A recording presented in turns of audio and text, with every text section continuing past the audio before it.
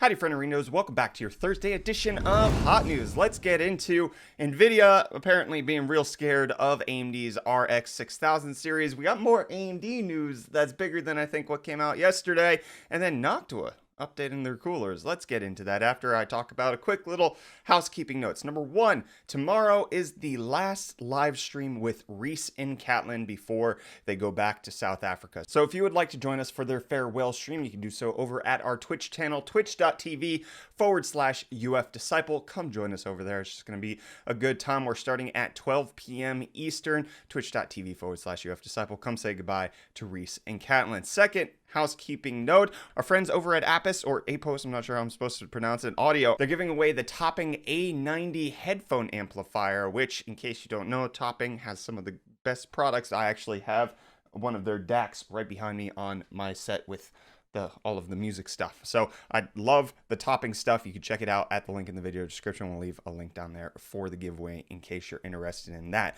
But now let's jump on into Nvidia's plan to get retribution on AMD, making them look silly yesterday. Okay, just 6900 XT beating the 3090 for $500 less. That's not the end of the story. Okay, because the 3090 should be a workstation card even if it isn't. But apparently, according to multiple different sources out on the internet, Nvidia is preparing a 3070 and 3080 Ti card. This is different than the 10 and 20 gigabyte cards that were being prepared previously, which from what it looks like now, Nvidia may have thought, hey, if we just increase the VRAM, that should be enough to satisfy our customers. But as they started to see what AMD had up their sleeves, they were like, just kidding. This is better than we thought. We gotta make a whole new set of products. So a spec between the 3080 and the 3070 with the GA102 chip, which means it's gonna be the 3080 chip. One step down. We've seen this before, and that was the 2070 Super. But Nvidia is apparently bringing this out much closer, saying it's an emergency product for the 6800 XL or the 6800 XT rather. Still the same 10 gigabytes as the 3080, but has more CUDA cores than the 3070, 26% more CUDA cores, or 9% fewer than the 3080, which puts it in a really weird place because that just makes it so that you're getting roughly 3080 level performance. And what are they going to charge for this? The most that they should charge is $599. So you create this weird $499, $599, and $699 scenario where you're cannibalizing the 3080 sales, but guess who's going to cannibalize the 3080 sales if you don't? That's right, AMD. But that's not the only one. Apparently a 3080 Ti is also being prepared with 9,984 CUDA cores, which is 1,280 more than the 3080, and is essentially closer to a 3090, has the same 384-bit GDDR6X bus. Apparently it's going to come with 12 gigabytes of VRAM as opposed to the 10 gigabytes on the 3080. So you can see here, this is the way the lineup stacks. Obviously the 3080 Ti would be in response to the 6900 XT. You drop this one for $899, you come in cheaper than the 6900 XT. Even if it beats you, it's still not as good of a value buy. So Nvidia might be able to pull that off if that's happening. But then we also have confirmation of a GPU-C validation for the 3060 Ti. This one was kind of always prepared and actually would give Nvidia another step up, considering that AMD's lowest end card is supposed to compete with the 3070. So them coming out with something lower gives them that entire market on this new generation. We can see here that it's actually also being promoted in some Chinese shops. However, those look like images of the 3070 and the 3080, so I wouldn't necessarily hold on to that. But speaking of Chinese shops, there's been reports from a Chinese retail outlet, the largest one apparently in China when it comes to retailing GPUs, and they essentially said that they ordered 114,000 3080s and they fulfilled 743 orders. 0.65%. They fulfilled less than 1,000 orders on a card that's been out for over a month. That's awful. If that doesn't give you some indication of what Nvidia's stock situation is like, I don't know what will. Obviously, this is one retail shop, but we've actually heard similar things from other retail shops, not necessarily 0.65%, but more in the 5 to 6% region, which just shows that apparently Nvidia is really struggling with Samsung to get up to capacity to produce all of these cards. Or Or conspiracy theory time. They somehow knew AMD was going to beat them, decided to drop the 30 series to get everybody excited about it, but really want to sell the TIs instead, so they didn't make these available so that everybody would buy the TIs once they worked out the kinks with the Samsung manufacturing process and actually got the yields better, so that the TIs are the ones you're supposed to be buying, and these were just supposed to placate you and come in before AMD announced their stuff, and that's it. It was just a placeholder, maybe. Speaking of stock, the 3070 has launched today. Let me know if you were able to pick one up, but we're filming it right before it's coming out.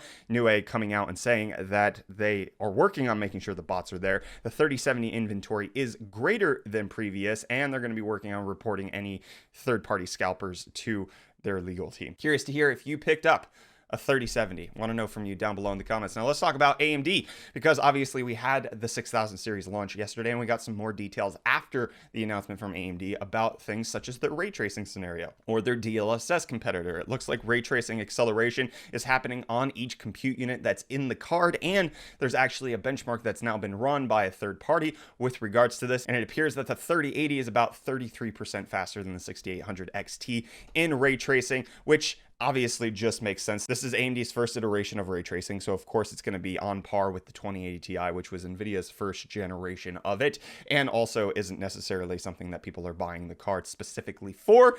And by the time we have more ray tracing in games, AMD should be out with their 7000 series. Now let's talk about AMD's financial numbers. This is huge, okay? They reported their third quarter 2020 financial results, and it is massive. They're up 45% quarter on quarter in revenue and 56% year on year. In gross profit, they're up 58% year on year and 45% quarter on quarter. This is insane. AMD's making money, banking on it. This is before they launched the 5000 series CPUs and the 6000 series GPUs. AMD is crushing it. Holy crap.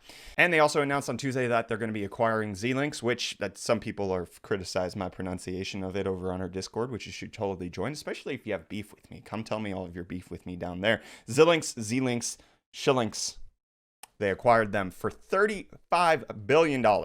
And what's also worth $35 billion in my heart are Noctua Coolers. And they're expanding their lineup of their Chromax Black coolers. You can see here the NH-U9S is getting a Chromax Black update, as well as the NH-D15S is getting an update, and anti-vibration pads in gorgeous brown. Of course it is. No Man's Sky receiving a next-gen update for PC, PS5, and Xbox. You can see here the cross between the previous gen and the next gen. Obviously, it looks better. I believe it's a free update. I'm not 100% sure on that, but I'm pretty sure it's free. And if what's also free is waiting. Cyberpunk delayed. I'm sure a lot of you already know this. I haven't covered the news since Cyberpunk got delayed. December 10th is the new release date, with them saying that they have to validate on 9 different versions. So they're just working on that. Halo Infinite not validating their versions just yet. The game that's been delayed past the Xbox Series X's launch has lost its director yet again. Chris Lee stepping down after the delay that's happened with them, which is, I believe, the second director that stepped down from Halo Infinite, which does not bode well for the game's future. What also doesn't bode well for me not being able to hold back my purchases on the PS5 is that Sony's updating the app so that you can actually download things on your console while you're away. Yes, Microsoft did this. Now Sony's doing it. I'll buy things on my phone, have it start downloading to my PS5 while I'm out.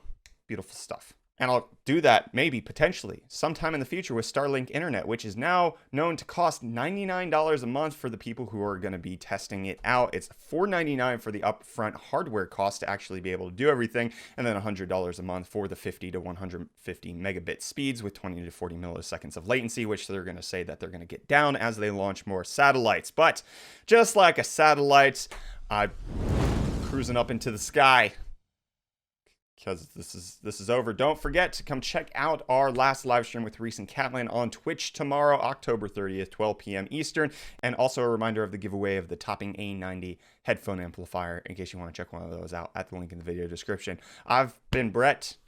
Still am. Goodbye.